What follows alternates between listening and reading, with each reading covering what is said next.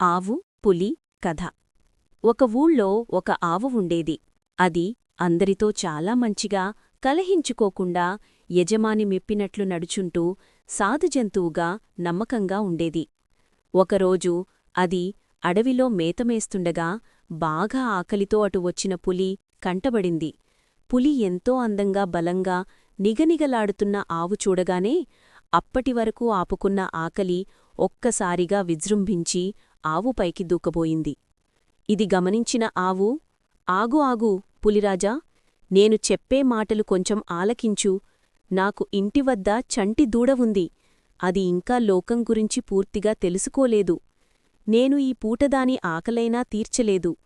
నీవు దయతలిస్తే నేను వెళ్ళి నా బిడ్డకి కడుపునిండా పాలిచ్చి అందరితో ఎలా నడుచుకోవాలో కొన్ని మంచి బుద్ధులు నేర్పివస్తాను అని వేడుకుంది.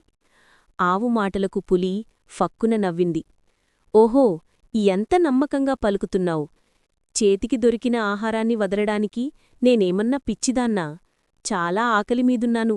నీ మాయమాటలకి పడిపోయి నిన్ను వదుల్తాననుకున్నావా?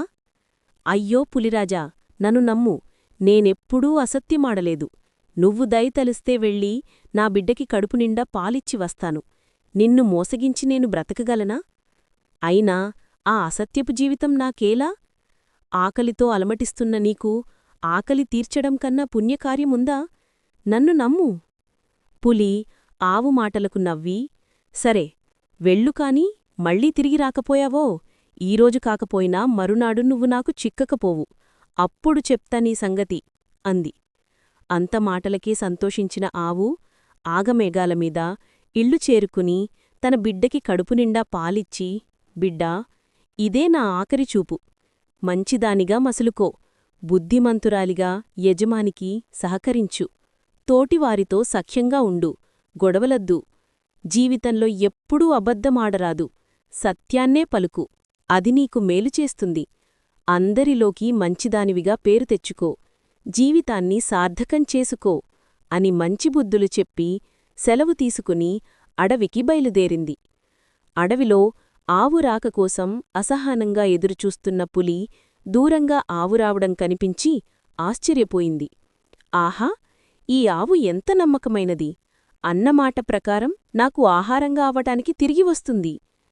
తన ప్రాణం కంటే ఇచ్చిన మాట ముఖ్యం అని అన్నా ఈ ఆవు ఎంత గృప్పది!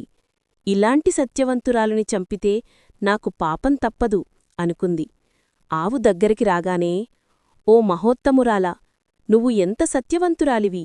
ఇచ్చిన మాటకోసం ప్రాణాలు లెక్కచెయ్యక నాకు ఆహారం అవ్వడానికి వచ్చిన నిన్ను చంపితే నాకు మహాపాపం చుట్టుకుంటుంది. నిన్ను హేళన చేసినందుకు నన్ను మన్నించు. నా ఆకలి ఈరోజు కాకపోతే రేపు ఏదో విధంగా తీర్చుకుంటాను.